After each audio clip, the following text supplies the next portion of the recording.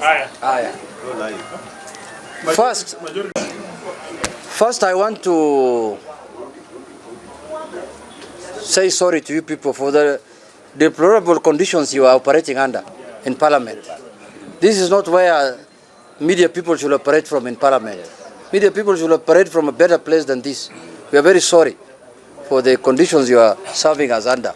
And we will take it up in Parliament from next week. And it must be addressed fully. Because media is what makes Parliament what it is. Some of us who have been gagged before in the chamber, it is the media that helped us to talk to Kenyans.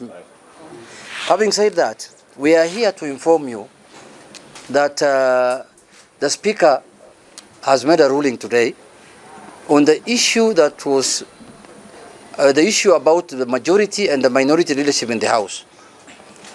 And as you are aware, we had yesterday raised in the House the court ruling through Honorable Millie that the court had ruled that the Kenya Kwanza coalition is not the majority party in Parliament.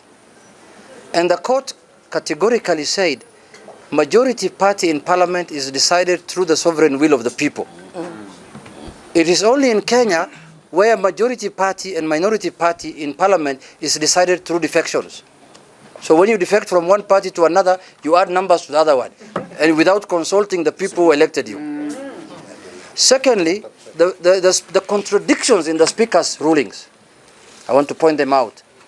Initially, in his first ruling that was quashed by the court, he ruled that the 14 members who are in UDM and those other parties, he gave them to Kenya Kwanza, as you remember. Today he has turned around again saying they are not in any party. They are in purgatory. They are held up somewhere. Nobody knows where they belong to. Purgatory, yes. So it just shows you how numbers are being crafted from one side to another, just to make sure that certain group are the majority party in Parliament.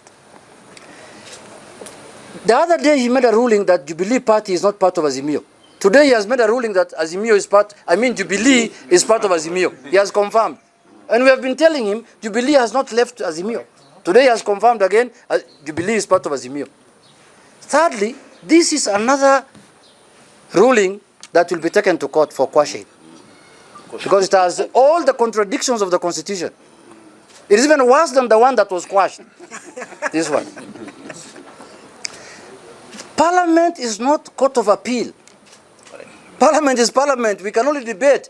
You cannot do an appellate business in Parliament. It can only be done by a 5-bench consisting 5 judges, a bench of 5 judges in the Court of Appeal. Parliament has turned itself now into a Court of Appeal where they can overthrow judgments of judges from the High Court. That has never happened anywhere in the Republic. Parliament is not immune to interpretations in the Constitution. There are many bills, many acts of Parliament we have passed that have been quashed by constitutional courts in Kenya and nullified. The security laws, the Cybercrime Act, many acts. They are telling us here now that the Speaker's ruling is not subject to any court. Which Parliament is that? So, in a nutshell, we are saying we disagree completely with the ruling of the Speaker today. Azimio is the majority party. That was achieved through sovereign will of the people in the elections of 8th of August, 9th of August 2022. It shall remain so. We are still in 2022. We are not in 2025 as. We are stuck there where the numbers were. So I want to urge the Speaker, if he wants a smooth Parliament, a Parliament that respects the standing orders, a Parliament that will deliver for the Kenyan people, let him run Parliament through the Constitution and the standing orders. Yes. He can't be, one day he says this, the next day he's saying this. He told us in his previous ruling that those 14 members are in Kenya Kwanza. Today he's saying they are not in any party. Then they are saying the Deputy Speaker wrote a letter to the Registrar of Political Parties. As who? As who?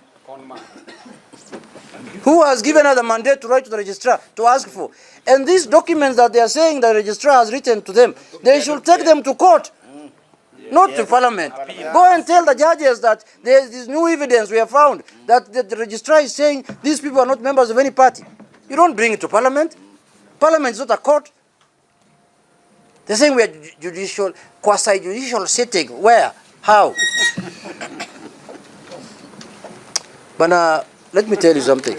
It is going to be messy, it is going to be noisy, and it's going to have casualties. I promise you. It is going to have casualties, I can promise you. We know the first casualty. Yeah, and we can see it is getting smelly. Already. From the way Parliament is being handled, it is getting smelly. Yes. Mwango can see it also. Yes. We don't feel any broad-based arrangement in Parliament. There is nothing. Broad-based is in the executive only. Parliament has no broad-based mechanism. We are not there. So, my fellow, with the permission of my fellow colleagues, I have told you, going forward is not going to be business as usual. Correct. And we have withdrawn our members from the House Business Committee. Yes. Yes. I am sure they have just said, as many of that opinion, we will whip them if they put them there. Yes. They will have their own House Business Committee, their own. Yes. Which we will also challenge. Which will also challenge in court, in public, in private, everywhere. So please, let us respect the law. Let us respect the Constitution. Let us respect the standing orders. Let us operate within the Constitution. Otherwise, we fear nobody, we owe nobody, and we stay at our homes. We don't stay in anybody's home, yes, and we don't live in anybody's house. That is my message for today. Correct. Thank you. Porridge, hot porridge. Hot porridge. Uji. Yeah. Good evening, members of the press. I just want to join my majority leader in also really condemning the status that the media has been put in. You cannot have news happening afterwards, especially in a digitized era. What if anything happens in Parliament and you are not there? What is the source of information? Media must be inside Parliament. You have to know what goes on inside Parliament. Yeah. That is part of democracy. Unless it is North Korea Parliament. Yeah. That is part of democracy. And with an opening of space, democratic space, we cannot be going backwards as a country. So we will guard that very, very passionately about media freedom. And media freedom is not just about you sitting here in a corner. It's about you being able to access news where news is happening. So can you imagine if we come here and we start narrating to you that there was somebody dancing outside? Is that, what news is that? Or there was somebody spitting, is that news? You have to see it yourself, because otherwise people will mislead you, or somebody was walking naked. You have to see it for yourself to give objective, fair, and accurate information to the public. But having said that, I just, in adherence to the concept of separation of powers, I want to disagree very strongly with the Speaker when he says that we cannot question the Parliament or the Speaker, and that what Parliament does cannot be questioned. That is not correct. Otherwise, we would as well bury the concept of separation of powers, which operates under a system of checks and balances. It's a creation of the Constitution. Yes, Parliament is a creation of the Constitution, and so we must follow the Constitution. If we go against the Constitution, the courts have to put us back in line, whether we agree with the court or not. As Azimio, we have disagreed with the court many times before, but we have respectfully agreed. Disobeyed. Including the Supreme Court. Exactly. The presidential elections. Including the ones who are calling us hot air and all those. But we respectfully disagreed with them, but we have not disrespected them. But having said that, I also just want to say that if there is one thing that the Speaker started at the onset, he said that he does not wish to stand on appeal of a High Court decision, and that he is not in any way doing that. But in effect, that's exactly what he did. Because what then has he done? If you have gone against a decision of the High Court, you have actually you have done an appeal against the High Court. Otherwise, what we should have told us is there is a stay order. Yeah. And for us, there is no stay order. If there was a stay order, you would have just seen us clapping for Kimani Ichung'wah as a majority leader and for Osoro as a majority whip. But for now, I can tell you what you are looking at here is the de jure majority leader and the de jure minority whip. The other majority whip. Other ones are fake, and the deputy majority leader and the deputy majority whip. And majority members. Yes. And then reiterate that you can see this is just a game of musical chairs. It's not about following the rule of law. And as my majority leader has actually said, earlier on in his decision that the court has quashed, he said the 14 members, yeah, he declared them members of Kenya Kwanza. Now they are frozen in space. They don't belong anywhere. And why are they being frozen in space? To deny Azimio their rightful numbers. Yes. What they should do, whether we have actually said that there are circumstances that may have changed. That one I agree with him. It's very correct. Circumstances may have changed. Both sides. Both sides. Who doesn't know, for instance, de facto, that there are people who have gone off with Wamunyoro. Yeah, Wamunyoro has gone with his own MPs. That is a fact. And he has formed Wamunyoro Cathedral. Yes. Oh, you know, it's also good to have a majority leader that makes you laugh like this. And what I can say, that if indeed those guys have gone, and we were to declare the way the speaker is declaring, and members of parliament, we are very whimsical. You decide today we are in this side, we are that side. We must be guided by the law and what the law says. So the 14 people, the 14 members that are frozen in space legally are Azimio numbers. And then I would want to say finally that as indicated, the deputy speaker, by the deputy speaker writing to ask for the membership from the registrar is indicative of what we are worried about the position of the speaker. No, he said she instructed the clerk to write. As who? As who?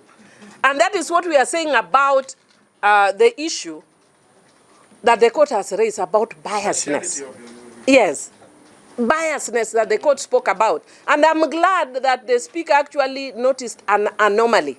Other than notice one anomaly that because of the hurried nature, that I send a letter written minority because the parliament has not given me correct ones, written majority. We don't print our own. If they had printed for me, majority would have done. But the other anomaly that the speaker has actually highlighted is that not only is it a problem for the speaker to be sitting substantively as a leader of a party. You can see the consequences. But now he has even added his deputy. He has also crucified the deputy that she's also guilty of the same. And perhaps the court need to get us, needs to pronounce itself to that as well. And as Azimio, as we had indicated, this is not the end. We have withdrawn our members from the House Business Committee, and that's not the end. And we are doing a lot. Yes, and that's not the end. We are going to take further action. Thank you. The speaker said that the members are there. It was done before. Delaying is merely delaying. No. We are going to remove We them. withdrew members before he put the question. Before you put the question. What is he talking about? But it doesn't matter. It's still as simple as the whipping. We will That's whip what them in the happened. morning. In the morning, we'll have the whipped. Yeah. We'll have the whipped. It's wasting his Yeah, time. they are our members. They are not our Kenya Kwanza members. Yeah. Yeah. They are not his members. They are our members. Yes. Do you have anything to say? Majority whip have said almost all that can be said. But I just want to add that, you know, the media seem to have picked this thing before. Because in a headline of a few days ago, we saw the headline saying that the speaker is biased. Now today we've actually confirmed. Yesterday's deliberations, I noted that he was very particular in blocking some of us from speaking. And even when we were allowed to speak, he kept interjecting. And I want to tell the speaker, it's bad manners. It's important to allow members to speak because the speaker doesn't cast a vote and is not supposed to have an opinion. The speaker is supposed to allow the house to run and then the decision is made by the House. But yesterday we noticed that he kept interfering, he kept blocking members, he kept advising members, and that's really not his work. So I want to say that finally it's unfortunate that we are here because of the indiscipline of people that are elected who keep jumping ship. And you saw yesterday when I made reference to our leader Raila Amolo Odinga, the Right Honorable, when he was dissatisfied with the party where he was at that time, he actually defected, he resigned, went back and sought a fresh mandate from the people. But this what is happening in Kenyan Parliament today under the leadership of the Speaker now is that he can entertain members to quickly say that they have just jumped ship to another side, which without even reference to the people that brought them to the House. So I want to say, let us have sanity in the House. Let us respect the Constitution, and more importantly, let us respect court orders. Court orders are not supposed to be debated and a question put in the House on court orders. When the court, because of that issue that has been raised here of separation of powers, when the court issues an order, that order or a ruling, that ruling has to be respected. They are mistreating us, maybe because we shall be taking instructions from Addis Ababa. Then number two, we want to promise Kenyans today that we will end the impunity in Parliament. Yes. It will come to an end. Yes, we promise you.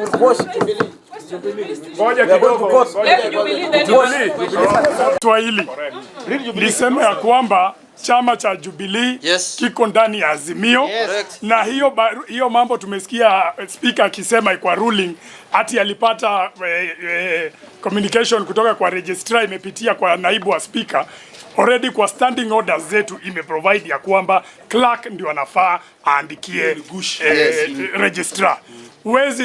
Hatuwezi tegemea naibu wa speaker ati yeye ndio ataambia speaker Jubilee ama wengine wako kwa coalition gani. Kwa hivyo namuunga majority leader wetu Junet kusema sisi ndio wengi, na hiyo ruling itakuwa rahisi sana kuipinga kotini.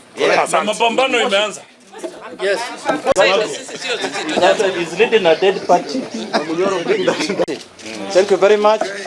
We are very sorry for the conditions. We didn't know it is like this. We have not been visiting. We did not know. And we'll be back to the funeral. We are